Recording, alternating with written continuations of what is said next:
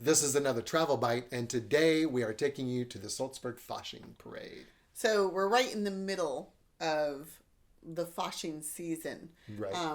And a lot of times in Germany, well, all over Europe, of course, running back to the Catholics, Fasching is a huge thing, or Carnival. In Germany, it could be called lots of things. It can be called Carnival, Fasching, or Fastnacht. And actually, in the Sulzburg area, it's called Fastnacht. Oh, okay. Because it's in southern Germany. It doesn't really matter. It all means the same thing. It's basically the time when it's between Lent or during Lent before Easter. And, in the past, they would fast. Right. And a lot of people still fast today. I've never fasted. Well, we don't really follow that Lent tradition in our family. Never really have. When I was a little kid, I think we always gave up something for Lent, and who knows, but that didn't last long. And I don't know that people are really still doing that wholesale in Germany, but most of the parades are before the start of Lent. And in Germany, they are. Most of them are before the start of Lent, and most of them are what they call Rosenmontag, Rose Monday. Yeah, exactly. And it does have that tradition of that last bit of revelry and drinking beer, eating candy, meat, rich foods, cakes, all that good stuff.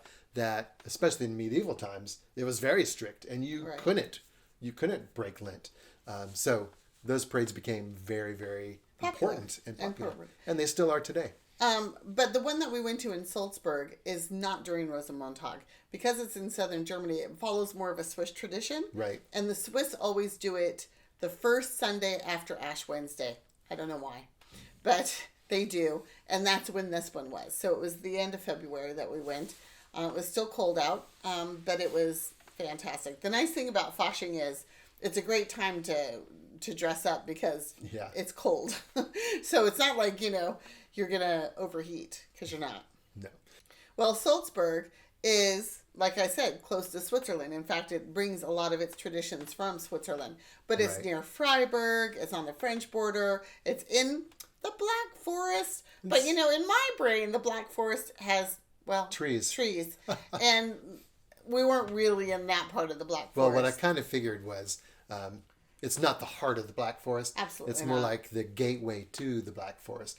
It's one of the last towns or villages that butt up right next to the hills and the forest right there behind it. So in that sense, it's Black Forest.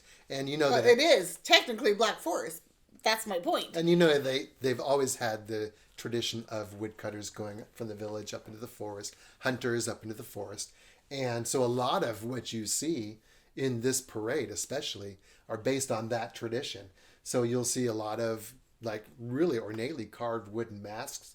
I think some of the most incredible costumes that you're going to see at any Fasching parade in Germany. Well, we have been to many, many, many, many Fasching parades. And I have to say, the wooden masks at Sulzburg blew me away. Yeah. Well, they have this tradition that goes back for years and years, and they belong to what used to be guilds, and now, of course, they're just basically clubs that continue the tradition on.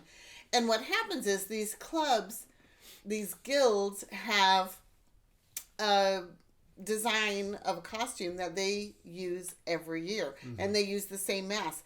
We saw little kids with their mask, and we saw older people with the same mask, because once it's sort of generational. Right. Once your family is part of this guild, you're always part of the guild. Part of it. And you go to this year after year, and when you outgrow your mask, you move up into somebody else's that they've outgrown, and it's very generational, really and those masks are fascinating. I'd like to learn more about them, actually. I kind of like masks, and those were fabulous. And they were nice and thick, and they had them on a chain. They took very good care of them. Whether when they were wearing them, that was one thing, but otherwise they had them hooked in their belt, and they definitely weren't going to let them out of their sight. No. They're way too expensive for that. And then the costumes may change a little bit year after year, but not significantly so. They're basically going to be that character. And, the themes are witches and animals and devils and that whole play between good and evil. A lot of witches. Hunters. We must have seen 500 witches. There were carrot farmers. Carrot farmers. I didn't see any other farmers, but there were carrot farmers. We saw frog people. We saw wolves. We saw all those devilly kind of characters. Right. Like in Krampus. Like the Krampus. Yeah, right. And I'm sure they huge do use... horns coming out of huge horns. And they're so devilish. Like, whether they're walking down the street or they're interacting with the audience, they're doing something devilish. Whether they're beating you on the head or they're... Beating you. Wow. No, I mean, not in a bad way. Or shaking. It was very noisy. Oh, yeah, lots of noisemakers. I think the idea is kind of a pre-Christian type thing of scare away the evil spirits. So there's a lot of that, a lot of clackers and noisemakers. And other than that, I mean, you would think that a lot of these things would be really scary. But the reality is, even the scary masks, the people inside of the mask were having fun. Yeah. And it was all about being foolish and having fun. I mean, it's called the Fool's Parade, right? Right, exactly. Yeah, the Burefasnet. And there was lots of stuff where they were interactive with the audience, and not only do they throw candy and popcorn and, interact that way, but they'll come by and they'll tousle your hair, or they'll have you try and catch a feather boa kind of thing, and then you get a candy for it. Or just like they were tousling with the audience in the middle of the street. Some young boys and probably people they knew who were in costume pulled them into the street, and they're like rolling on the ground, wrestling, and just having a good old time. And even though we were outsiders, we were not people that know the people in town. Of course, we were standing next to them on either side, but they were like, let me take, I'll take a picture with you. They will, and the whole time, there's the funniest ones where I thought were these wooden masks, and the nostrils are huge. And so they're like coming up, sticking their finger in their nose. Just so fun. And then they're like, no.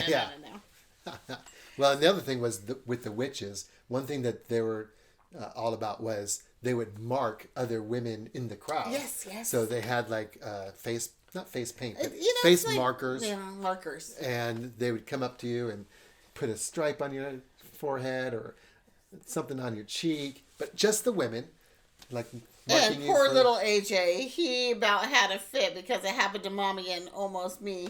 And he was like, what are they doing to my people? He did not like that. He was not happy that they were writing on us.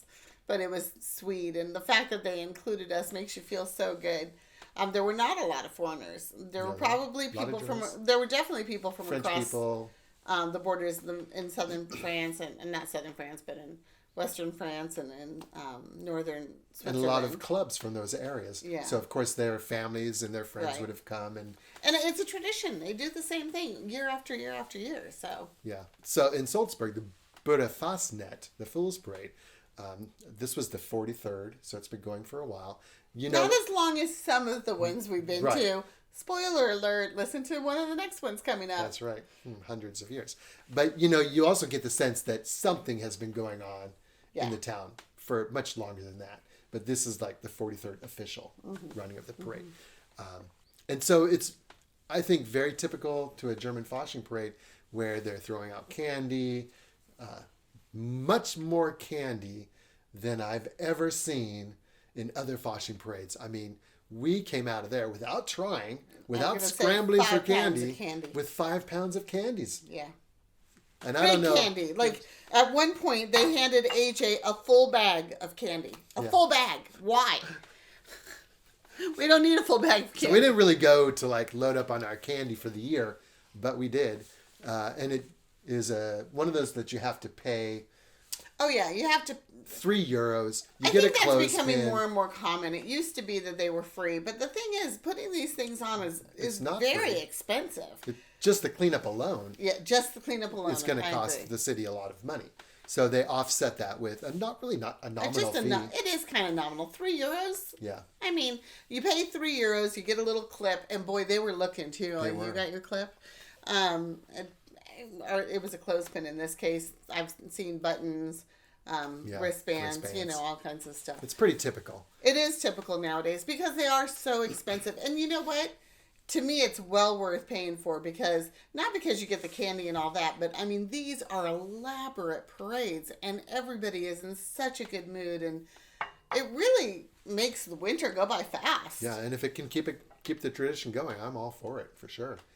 So you pay your €3, you get your clip, you just kind of stand on the side of the road. We got there a good hour before. We did. And we staked out a spot so that we'd be up near the front. Well, it was more about being up front is important, obviously, but it was more about there was a gate as they come through. The parade starts on the other side of the gate, and they come through this town gate that is beautiful white gate, and it had bunting in front of it, and those are the pictures I wanted. You wanted that backdrop. I wanted that backdrop, and I got it. I mean, it was there. It's beautiful. I'm just so excited. Yeah. So you stake out your spot. Some people are staying in the spot and protecting your area, while others can go in. There's a couple of food stalls, of course, lots of drink stalls, and before the parade starts, that's where everybody is. They're up in the town square.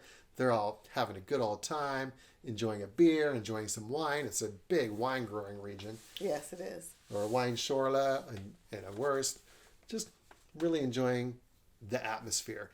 A lot of fun. Then the parade starts, and it goes on for a good 2 hours. 2 hours. Yeah. And there was a lot of characters in that parade. Lots of marching bands that are also in costume. Amazing. So much fun. And okay, so it's not the only thing they do. This little tiny town in Sulzburg, they have also what they call Witches' Night fires. And so the night that we got there was the Sulzburg one, and then on Sunday night, there was another one in a neighboring town. In a town like 7K away or something, which we did not go to. We actually didn't go to either one of them because we thought that they were both in that town and we were going to go the following night. Boy, did we mess up. But anyway, we saw a little bit of it from the thing. And now we have to go back, so we'll update you next year. But basically, they have this huge fire on the hillside. Right. But then they also supposedly throw fire discs. Yeah. Sounds interesting. So, and we did see a little bit of it. Like I said, we saw it from the bottom, but we didn't go up there. So we'll do that next year. Instead, we went out for pizza. And I got to say, it was one of the best pizzas we've had in a while. Wood-fired oven. You can't go wrong. Oh, yeah, plus the guy was straight out of Italy, and he was so cute. The local wine was, the house wine was an Italian wine. It was good. Cost a couple of euros, like so cheap. And he had Parma ham. I was just so small place. Little 3 tables, I think. Tables? 4 tables, maybe. They did have some outside seating, but not in the winter. Wasn't really good outside weather. Yeah, for sure. So that was great. We'll put that link in the super thing. Good. There are a couple of hotels in town, but the problem is they get pricey if you don't book early, and they get booked up. And there's only 2, and there are some Airbnbs. We actually got pretty lucky. We got really lucky. We booked our Airbnb. Only like a month and a half. Maybe a month and a half, 2 months beforehand. Got a great price. 3 bedrooms, not right on the main street, so we couldn't watch the parade from it. Right. But it was only 1 street off, so it was close, and we were able to walk right up to it with parking and everything. It was actually a perfect Airbnb. It was a perfect place to stay. And just a fun weekend. We spent the night because it's really hard to get into the town for the parade if you come on the day of. You can do it. There's parking on the outskirts. And they do have, if you check the website, they do have some shuttles from a couple of towns. Yes. But the problem is, I mean, there's a lot. And there's coaches because all the bands and all the other guilds are coming in, so they have their coaches, and it really is a pain. So it was just really nice to spend the night there, have our car parked. Yeah. We didn't have to worry about getting there so early, which we've done at other parades. You get there early, then you're like, now what am I going to do? Because typically, especially in a small town, everything's closed. Mm-hmm. Everybody's part of the parade, so they're not going to open their businesses. The only thing that was open was the doner kebab guy. Yeah. I mean, I'm sure he's always open. And the pizza guy. Well, the pizza guy, we don't know if he was open on Sunday. We didn't go there on Sunday. That's true. Yeah. We went there Saturday night. That's right. But it's a cute little town, so we enjoyed walking around on Saturday. And there's also a lot to do in the area. So you could do some things in the area on Saturday, get to your place to stay, spend the night. So you're there for the parade on Sunday. One of my favorite things that we did in the area was Badeweiler. Badeweiler? Badenweiler. Badenweiler. And that was a Roman baths, and there might be something coming up on that pretty soon too. Yeah, you'll probably see that showing up on the travel bike. That's right. So there was Badenweiler. We also went to Freiburg for a good Yes. afternoon. That was really Beautiful pretty old city. town. Beautiful city. Basel's not far. Strasbourg's not far. Yeah, there's so Alsace much to is do. just across the river. So much to do in that area. Yeah, so much. So it's well worth going to, and although it's a 2-day weekend, so you're busy with the parade and everything anyway. But go see the witches, see the frog people, see the Carrot devils. farmers, the devils. It was The just bands so are much amazing. fun. Yeah, it's just so much fun. And just get into it. Have a good time. Dress warmly. Yes. By the time we left, Erica and Michael's feet were freezing because they basically had tennis shoes on, which, I mean, it's comfortable to stand on, but the problem is they don't hold in any heat. Yeah. I had my winter shoes on that are padded, and my feet were fine the whole time. I did okay, but I had lots of layers. Yeah. Lots of layers is the trick. Yeah, that's right. All right, so that is the Sulzburg Fasching Parade. One of the best in Germany. I can't say it's the best because I haven't seen them all, but it's And the we'll best one never I've have been seen to. them all, so. It's definitely the best one I've been to, and well worth a trip.